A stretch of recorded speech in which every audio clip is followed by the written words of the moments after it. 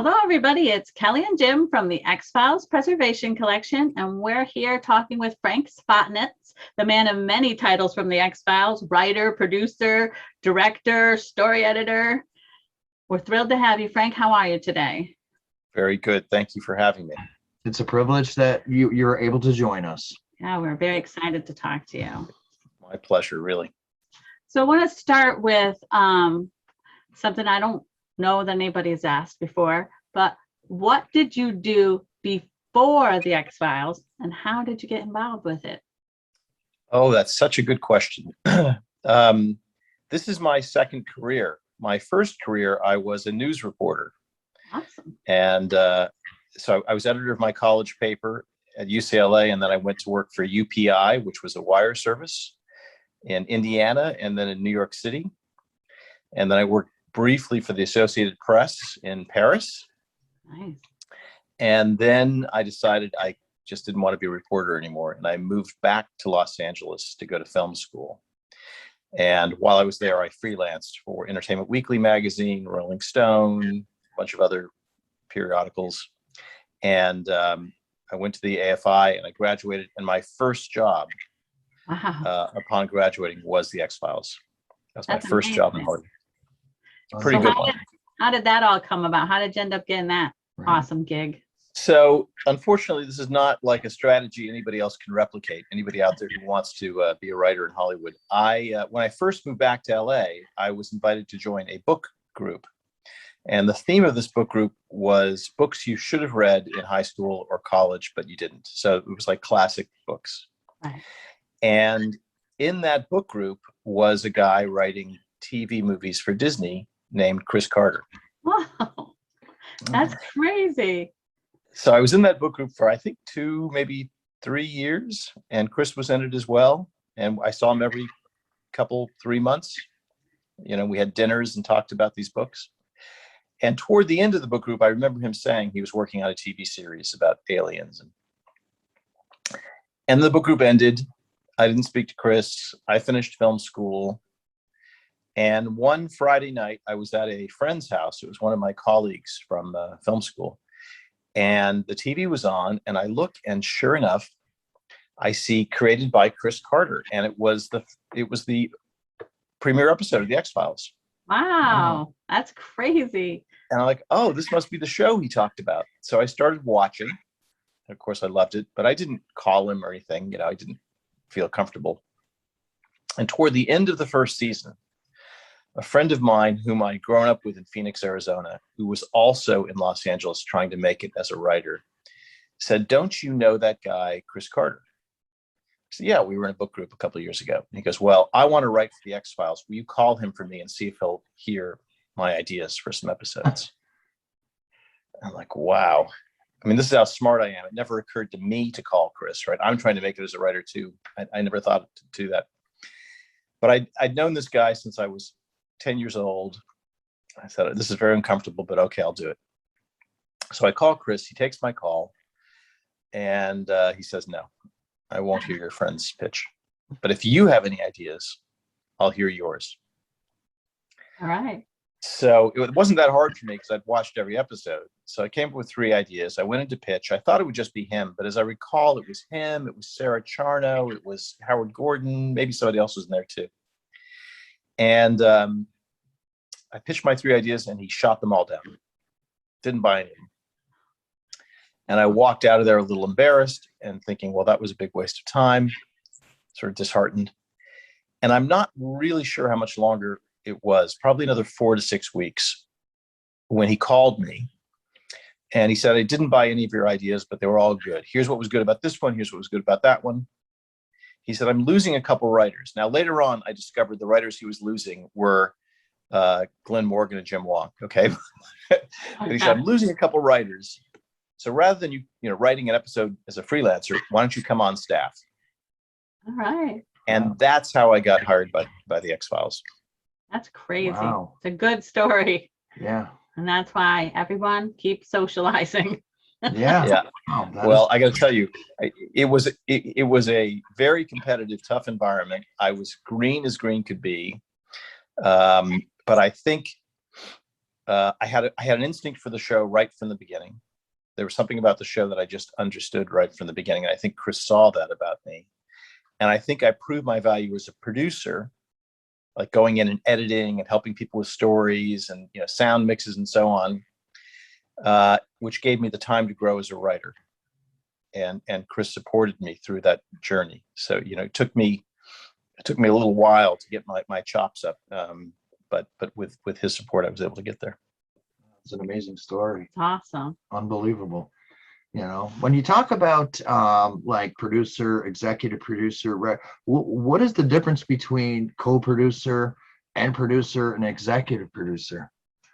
It's a really good question because the titles can mean nothing. They're negotiated titles. Now in the Writers Guild, there actually is a ladder and you go up. And so you start as staff writer and then you become story editor, executive story editor, co-producer, producer, supervising producer, co-executive producer, executive producer, right? That's your seniority, right? Yeah. And you can jump the ladder if you are good at negotiating. Or, in my case, I went from, I went staff writer, story editor, co-producer, executive producer, or co-executive producer, and then executive producer, because Chris saw my value and I rose really, really quickly in 3 years. But it used to be that the title you had was a sign of how long you've been working in television. And if you were on a long running show, then every year you kind of automatically got bumped up as a writer. Well, some writers on the X-Files, for instance, or in any other show, they've been in TV a long time. So they come in with the title co-executive producer or supervising producer. But that doesn't mean they're doing more than the person who's got the story editor job. It just means they've been in the business longer and they were able to negotiate that title and that fee. Interesting. So you can't really watch a TV show and read the credits and know who's responsible for what. And then people who aren't writers, it's a whole other thing, right? People who become co-producers, or like Paul Rabwin, right, was our post-production genius, right? He had the co-producer credit, which didn't really describe the extent of the work that he did on that show. So the titles are misleading, to say the least. Definitely. Yeah. So I'm trying to understand, so you were a director and a producer. What's the difference between those two? What is? So, the producer is the one who is organizing everything. If you're the executive producer or the showrunner, then you are the lead writer producer on the show. So you're breaking the stories, approving the stories, writing the scripts, rewriting the scripts, editing, approving music, visual effects, sound mixes, publicity, everything. Fantastic job, right? And Chris did that, and I did that on X-Files. But if you're the director, like the Rob Bowman or the Kim Manners, your job is to take that script and translate it into film. And so you go and you get that script and you're giving notes on the script, but you're also out prepping, meaning you're finding the locations, having the sets built and designed, approving the costumes, the props, the wardrobe. I'm sorry, the costumes, wardrobe, the props, everything. Working with Bill Rowe or with John Bartley or John Joffin, whoever the DP was at the time. Looking at the lighting of the sets and the locations, and then you shoot it and you design the shots. So it's actually the creation of the show. So I was lucky enough to direct only twice toward the end of the X-Files, and it was the most fun. It was the best job because, as the writer, you're imagining the show that's going to be made, right? And as the producer, you're organizing for the show to be made. But as the director, you're actually in there making it with the actors and with the crew, and it's just exhilarating. The days just flew by. Yeah, that was one of the questions we were going to ask. What role did you prefer? Yeah, and we know now. Well, I think director is the most fun. I think probably being an actor, it's the hardest career, but the actual process when you're actually acting is probably equally or more fun. You have less control, but the job itself is probably a lot of fun. But the problem is that if I'm directing, I can't do anything else.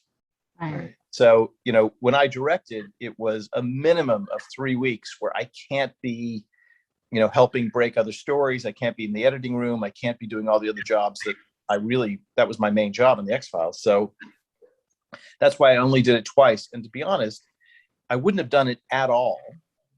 But when David was leaving, he said to me, you're going to regret this if you don't do it.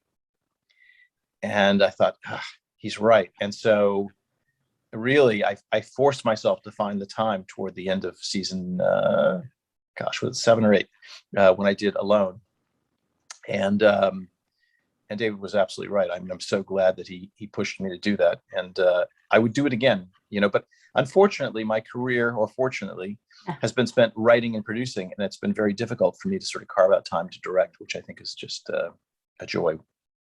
Yeah, but director, man, that's a lot of responsibility, it sounds. Yeah. It really is. And I think what we were so lucky on X-Files is that we had directors who, especially with Kim Manners and Rob Bowman, made the scripts better. Like they were so egoless about understanding the script and reading it. And they would take tons of notes during we have what they call tone meetings. Yep. And we'd meet for like 6 hours talking about every scene, every moment before they would shoot. And then they would really want to understand the writer's intention, and then they would capture the writer's intention and improve upon it.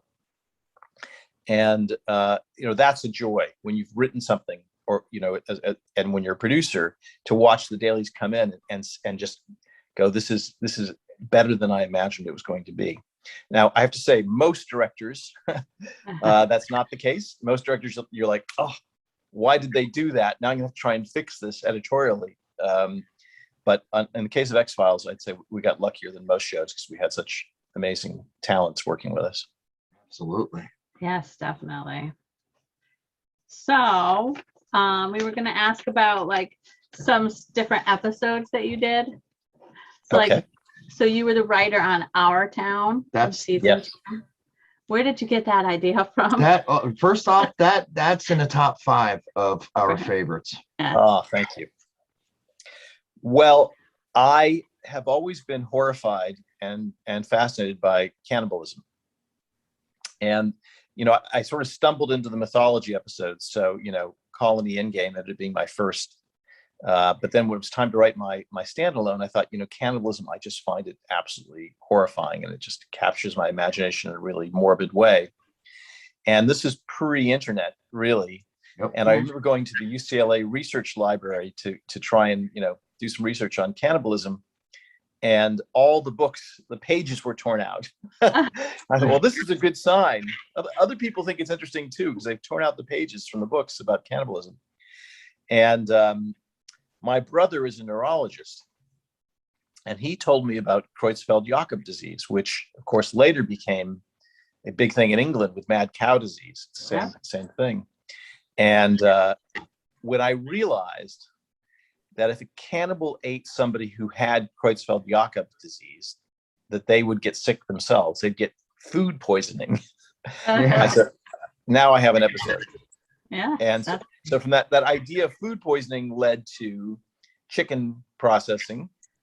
And then I discovered that, lo and behold, this is true. At chicken processing plants, they take the discarded chicken carcasses and feed them to other chickens. So it's like cannibalism, animal cannibalism, if you will. Yeah. So it all just seemed to fit together somehow. And then I have to say, Howard Gordon really helped me, because I was writing that script and I was struggling with how to begin it. And I was a new writer, and he said he was redoing his house. He was staying in an apartment building, I remember, in Pacific Palisades with his family. And he said, come down on the weekend. And I remember working in the rec room of his apartment building that weekend. And he showed me like how to write that teaser for that episode. And so X-Files was sort of like my second film school. Nice. It was a fantastic That was- episode. I love the scene where like they just walk out of where Mulder's looking at the skeletons and Scully's carrying that bucket of chicken. Yes. Oh my God. Yeah. Yes. It was just a well acted episode all the way around, and the story was phenomenal. Loved it. It was like a throwback of old school. Yeah. Good people, good food. Yeah. Yeah. Yeah. I love that episode so that much. I have a little thing tattooed on my leg. It's got some arms in a chicken bucket. Gotcha. Yeah. That's great. I'm Yeah. very flattered. Yep. So my favorite episode is DPO. You were the Yeah. story editor on that. Yes. I just love that episode. I mean, if you Yep. could give us anything on that episode, I would love to So- hear. I can't remember whether that was Howard's idea originally or Chris's idea, but the idea of this boy who could capture lightning and redirect it, and the pinball arcade. But I remember we really spent a lot of time, like, what are the different ways we can channel electricity, right? And then the thing that actually killed us was the climax of that episode. And I just remember, honestly, like, we spent at least a week, Howard and me, and there was another writer, might have been Charlie, just arguing about how to end that episode. Literally a week, Wow. talking about the last 5 minutes of that episode. But then, it had amazing music, and Chris, picked the song in that episode, I believe. And then, of course, the casting was just, incredible with Giovanni Ribisi and Jack Black. So, yeah, I think that's a standout episode too. People don't talk about it as much as I would think they would, because I think that's a really strong one. I love that. Another one of our favorites. Sadly, we can't find anything from that episode. Really? But I Yeah. am looking. Yeah. Because that's my favorite Yep. episode. It's like everything from that episode has just disappeared. Right. And there's another episode. We're gonna, stick with season 3. This is another delicious episode. Too Shy. Just the Oh, creepiest yes. episode of all the episodes to me. Yeah, I like that episode a lot. And that was, of course, Jeff Laming who Yeah. had that idea. And that was, that was early in internet days, right? So he was really kind of ahead of the curve on that, I thought. It was pre-Tender by decades. Yeah. But yeah, I thought that was really haunting and creepy. But I can't think of Jeff Laming who was just the loveliest guy, without thinking about him as a cartoonist, because his office was in the same quad of offices with me, Darren Morgan, and Sarah, I think. And maybe it was after Sarah left. But in any case, on his office wall, the 3rd season, he drew alien cartoons for each episode. Have you seen this? I haven't. No. He did this unbelievable. It filled up the whole wall. It was like a mural. And every episode, he had these very clever aliens that were dressed up to represent each episode of the entire season. Wow. And then, of course, Yeah. idiotically, when we came back after the 2-week break, the maintenance people come in and painted over the whole thing, No. They ought which to be is really fired. frustrating. But somebody has pictures of it. I don't know if they have the complete thing, but at least work in progress pictures of it somewhere that I've seen. We're gonna have to go to the internet for that. Yeah, that's very People interesting. always say that, like, Home is the creepiest episode or whatever. No, I'm like, no. you know, Too Shy is so creepy. yeah, I don't how they came up with that idea. Back then when it first came out, I mean, you don't have what you have now. Now we have, you have so much at your fingertips. Back then you were limited, and Yes. it was a pretty disgusting episode. It really was. I think Home is for suspense, like the suspense in Home is just Right. incredible, and it's terrifying. But you're right. There's a lot of other episodes that are Creepier. pretty darn creepy too. Right. And sometimes I wonder how, you guys got away with it. Yeah. Well, we were making it up as we went along, and I think the Fox network was too. And it was really, an incredible situation in that the show just kept getting more and more popular, Yes. climaxing with the release of the movie after the 5th season. But that's extremely unusual. Season 2 was bigger than 1, 3 was bigger than 2, 4 bigger than 3, and so on. And, at the time, we knew that was unusual, and we were struck by, wow, it felt like you were to use a Chris Carter metaphor, like you were riding a wave. Right. It was just like, it just kept getting bigger and bigger and bigger. And we had so much pressure we put on ourselves to keep topping ourselves and to not repeat ourselves and to make every year better than the year before. And I think you can see it when you watch the show. I think you can see how hard we were working. Were you like, I mean, how surprised were you, like, at every season, how it got bigger and bigger, and it's the fandom just, it exploded? I mean, were you guys like taken back by that? Yes.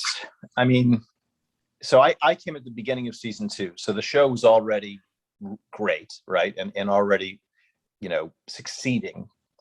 But then during the second season, so many things happened, like Jillian's pregnancy, and really the beginning of there were mythology episodes in the first season, but it really isn't until Scully gets abducted that what we think of as the mythology really takes off. And then they began having conventions. So, starting in the second season, every 7 or 8 weeks on the weekend, I was flying somewhere in America to go to a fan convention. And I'm a speaker, right? I was talking to thousands of fans all across the country during, really until the movie. So we really got a sense, firsthand of the impact we were having. And, and you could see it in the media too, that the X-Files was sort of seeping into the consciousness. It really tapped a nerve. And I think it's one of those things you can never plan or predict. I think obviously Chris, designed and wrote a brilliant TV series. And I think, David and Jillian in particular, their casting is just magic. And, all those things came together in a way that you could never dare hope for. Yeah, we kind of coined the term, you captured lightning in a bottle. Yeah. Yeah. Is that? I think so. Well, yeah, they did, Yep. I mean, I watched it from the pilot, and I watched it every time it was on. I was, and it just brought me back. It brought me back to, the old school days of horror, and you just had to know what the heck is going to happen next week, Yeah. And Yeah. And back then you had to wait. And then when the season was done, you had to wait months and you were dying, and when you guys did cliffhangers, you guys did it. You brought it. Yep. Well, thank you. I mean, it's funny because at the time, there were a lot of people who sniffed at us, a lot of people in the industry who looked at it like this silly show about monsters and aliens. And, the serious shows were about doctors and lawyers and police officers and so on.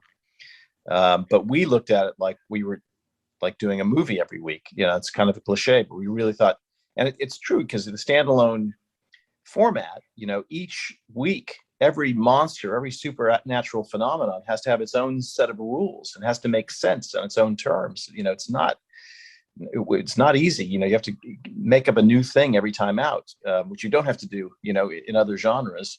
And we just worked so hard. And I know, consciously we were trying to make something that would last. At least I know Chris and I talked about that, in the second and third seasons, that we didn't want to make disposable TV. We didn't want to make TV that you watch, you enjoy, and then you kind of forget about.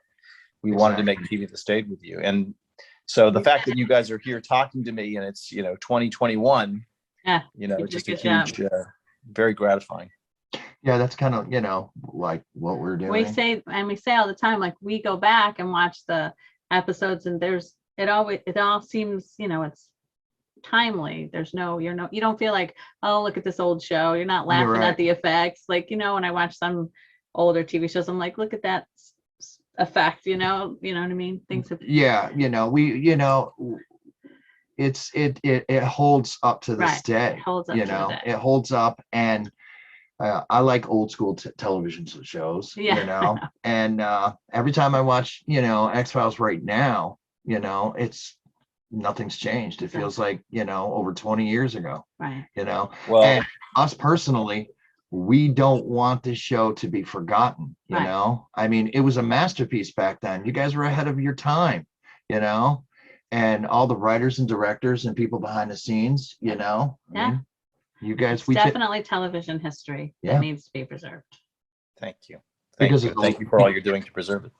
because there's a lot of shows that they're great shows And they're just forgotten. and they're just forgotten about. And I think it's kind of sad in a way, Right. you know? Yeah, me too. So you mentioned that every episode was like a little movie, Right. and I wanted to ask you, how is it different making the episodes versus the 2 movies that you were involved with?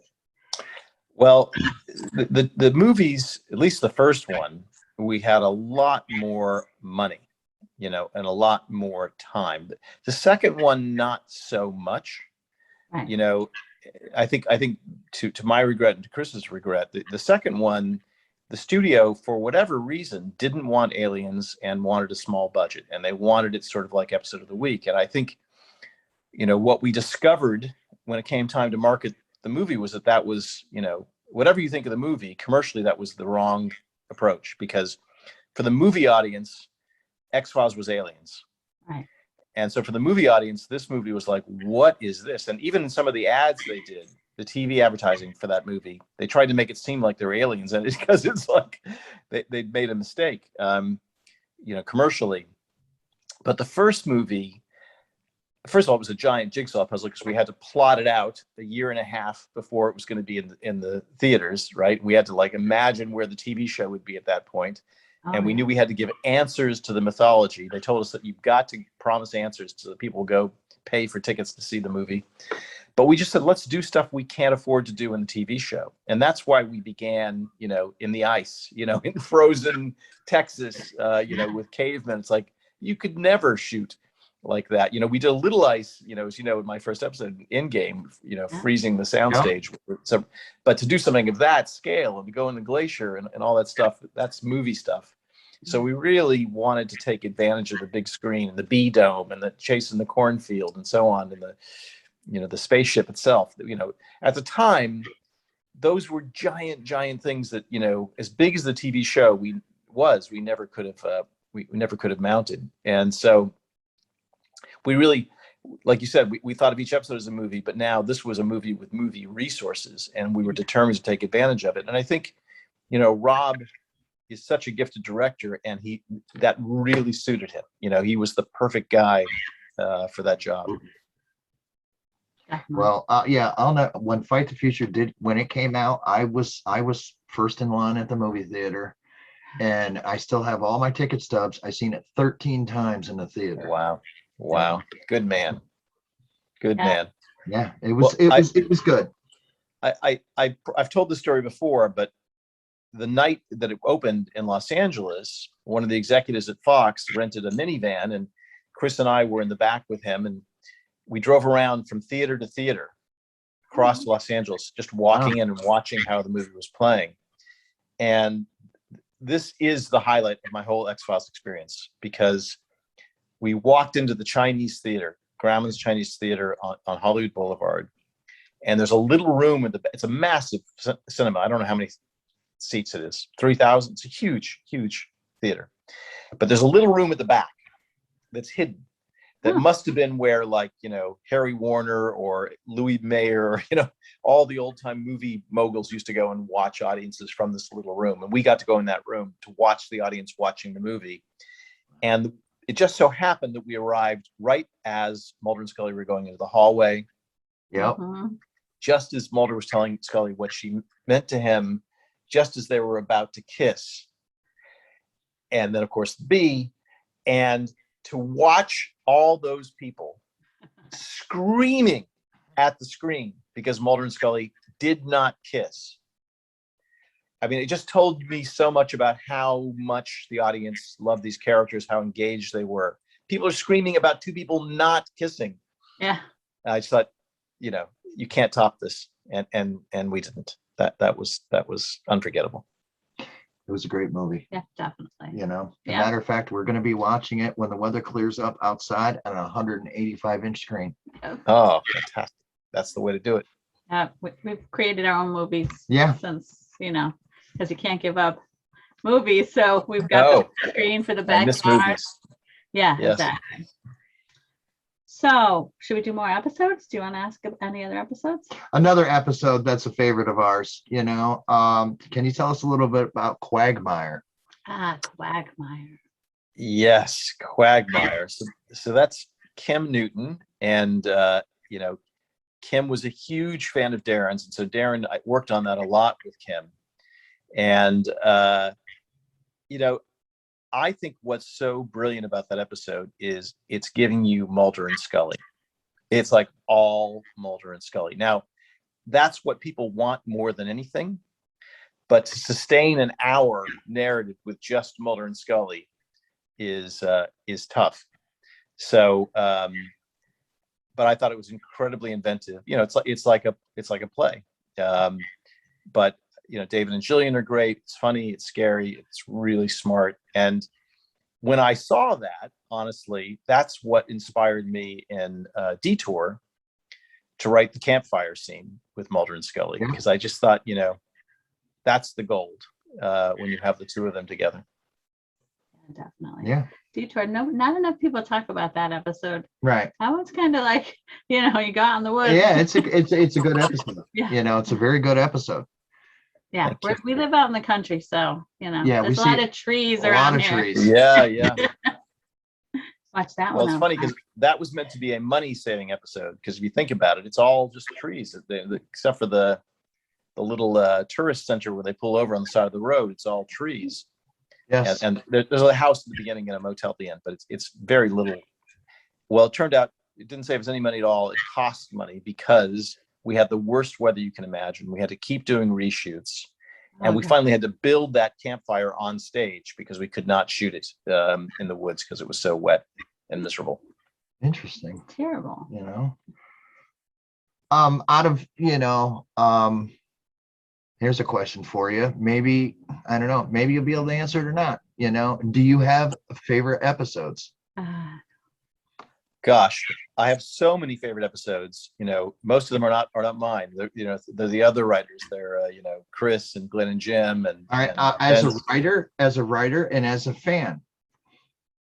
Wow, you know, I love Home and Ice and Clyde Bruckman and Pusher and Bad Blood and Anasazi and Redux 1 and 2 and Postmodern Prometheus. I think my favorite one that has my name on it would have to be Memento Mori, because you know, that has 4 writers' names on it. That's the only episode in the entire series that has 4 writers' names on it, and that's because it was a crisis. Darren Morgan, as you know, had left the show at the end of season 3, and he said, "I'm going to come back in season 4 and write one more for you guys." We're like, fantastic. Darren's episodes are always great. What a relief. And at least according to my recollection of things, I don't know if this will match with Darren's, but it was December.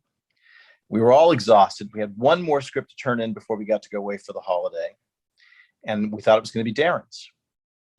And 3 days before we're due to prep, 3 days before Darren, we think, is going to turn his episode, he calls and he says, "I'm really sorry, I don't have it." Well, that's all right. You know, you'll be a little late. No. I don't have it. I didn't write anything. I don't have a script. Wow. And we're like, oh my gosh. We had nothing. We had no ideas, nothing. But we had to have a script in 3 days for the crew to prep before we went away for the vacation. Now, I'm sure you remember in season 3 in Piper Maru and Apocrypha, Scully had met these other female abductees who had chips in their necks and who had gotten cancer. And I had said at the beginning of season 4 that I thought Scully has to get cancer because these other women got cancer too. And it got shot down by an executive who said, "That's not what this show does. That's a bit soap opera. That's not X-Files." I'm like, well, I don't know how you not do that, because we've already established these other women got cancer. So when Darren's script didn't come in, we only had 3 days. I mean, we didn't ask. We just said, "That's it. Scully's getting cancer." And like, that's it. We're doing this story now. And so John, Vince, and I spent 2 days breaking that story. And then the third day, we split it in thirds, and each of us wrote a third of it. And then we just glued it together and presented it to the crew to prep. Wow. 3 days. And then over the holiday, Chris rewrote it. It like took all what we'd done and made it, you know, good. Yeah. And and that's why it has all 4 names on it. And it's the only episode that the 4 of us got nominated for an Emmy for writing. Wow, Wow, that's amazing. that's great. That's amazing. But the amount of pressure and stress. Yeah, it was very stressful. Yes. What was the other question I was going to ask, Cam? How do you know when you're doing the episodes, you're writing the episodes, do you ever be afraid where you guys are going to repeat yourself? Oh, wait, we've already done that, or we did do that? Oh, yes, all the time. And that was the work of the writer's room, is we'd keep bumping into situations that we had encountered before.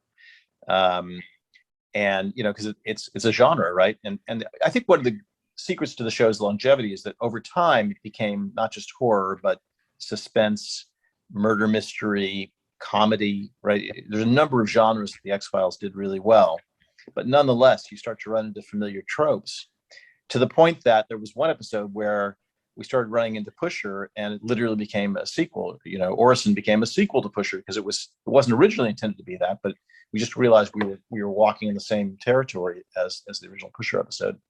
But I think if you look at the last, 2 seasons in particular, which I know some people don't love, but to me, the show became a different show. We started doing types of storytelling that we'd never done before, more akin to, Twilight Zone to me than things we've done in X-Files before, like Audrey Pauly, or Red Drum. Some of these episodes were just that late in the run of the show. I think we were finding new ways of telling stories, but we absolutely were determined not to repeat ourselves, to keep topping ourselves, every time out. We had a really strong work ethic. And I have to say, when the show ended its original run, I was sad, but I was also like, I'd spent 8 years of my life, my family will tell you, I spent 8 years of my life doing nothing else.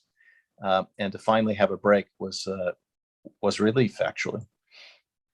Yeah, that I imagine it was a lot. I mean, we've heard before about the attention to detail. You guys were like so careful to make everything factual and attention to detail. So I'm sure you were ready for the break. Yeah. Yes. There was a lot of episodes. Man, I wish you guys would have made part two. Yeah. There was a lot, the way it was left, it's like when season 1, Chris Carter, when he did, or season 2, the host, Fluke Man, it's like, you definitely could have made a part 2 of that one. You're right. A lot of stuff. Well, if you think about it, most of the episodes, the bad guy or monster gets away. I mean, most of them, the bad guy definitely lives usually. I mean, that's right. They don't solve many cases, so we could just keep going. Let's keep going, Frank. You're absolutely right. We could have. I mean, but we tried to resist it as much as we could. And you're right. There's a couple exceptions, like obviously, Toombs came back and Pusher came back, but we just tried to keep inventing. New things, for better or worse. The studio, how did the studio take it? How did they feel when you guys were, the comedy episodes? Were they like, okay, because, X-Files is dark. Yeah. And then all of a sudden. So, I started at the beginning of season 2, and Darren had only started, I don't know, a couple months before I did. And I knew that he was Glenn's younger brother, and I knew that he had been the host, that he'd been, in that suit playing the monster and the host. But other than that, and I had lunch with Darren almost every day. He's a lovely guy, still friendly after all these years. And I really enjoyed his company. Very, very funny, very dry wit, very quiet. Darren didn't often go to the writer's room. He just kind of hung out by himself. So I write my first episode and have it produced in game, and Darren still hasn't turned in a script. And now I'm working on Our Town. I'm thinking, where's Darren's script? Is he ever going to actually write a script? And I start noticing one week that Darren's not going home. I think I told you, like I said earlier, his office was next to mine and Jeff Laming's. And I come in the morning and Darren has slept in the office, and he does that for an entire week. Wow. And then he says, okay, I finished my script. Will you read it? And I go, sure, yeah. And he hands it to me. And the first sentence is something, I haven't looked at the script in 25 years, but it's something like it was a dark and stormy night. It's something like that. And I read that and I go, uh-oh, it's a cliche. Uh-oh, we're in trouble. And then I realized, no, it's not a cliche. That's on purpose. And oh my God, this script is absolutely brilliant. It is just so perfectly written and constructed and conceived, and it's about something, but it's hilarious. It's funny. Chris also, loves the script. But this is my recollection, right? Yeah. My recollection is that the studio said to him, Chris, we respect you. You've made a big success out of the show. We're going to leave this decision to you about whether to produce this episode. But our advice to you is don't do it, because you've worked so hard to create this fictitious world. And this is a satire of the world you've created. It's making fun of the characters and the world you've created. And you're going to destroy the bubble that you have with the audience. You're going to break this fictitious bond that you've shared with them by making a comedy. Don't do it. And my recollection is that Chris wrestled with it. And he was like, it's a beautiful house, but do I want to live there? That's what I remember him saying to me. But after 3 days, it was like, come on, you're not going to make this? It's so good, right? And so he said, okay, we'll make it. Now, that was only the first obstacle, because Kim Manners is going to direct it. Can Kim direct comedy? Who knows? David and Jillian are they funny? Who knows? And you've got Jim Rose and the Enigma and all these people, and you got to make Vancouver look like Florida. And I think we were filming in February or March. It's like there's often rain and not sun at that time of year in Vancouver. Well, the gods smiled upon us, in every department. Kim was great. David and Jillian, as it turns out, are fantastic comedic actors. Everything was great. And I went to a convention, a fan convention, the Saturday after that show was broadcast. And I knew instantly this was going to be one of the most popular episodes of the series ever. Absolutely. Because people didn't reject the show because of that. They loved the show more because of that, because we could laugh at ourselves. Right.